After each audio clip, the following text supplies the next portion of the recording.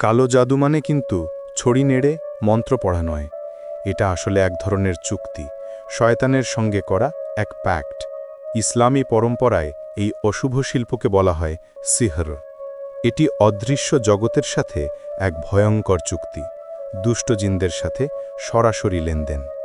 তাদের সেবা পেতে জাদুকরকে দিতে হয় সোনাদানা নয়, বরং তার চেয়েও ভয়ঙ্কর এক মূল্য।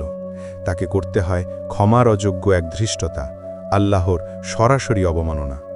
এই জঘন্য কাজেই সন্তুষ্ট হয় শয়তানি জিনেরা বা শায়াতিন।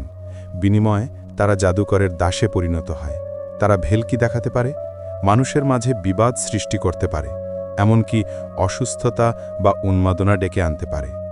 ক্ষমতাটি ক্ষণস্থায়ী হলেও ভুক্তভোগীর কাছে ভীষণ বাস্তব মনে হয়। কিন্তু এই শক্তি আসে এক চরম মূল্যে, জাদুকরের আত্মা এবং চিরন্তন নরকবাস। যে জিনকে সে নিয়ন্ত্রণ করতে চেয়েছিল, শেষ পর্যন্ত সেই জিনের দাসে পরিণত হয় সে।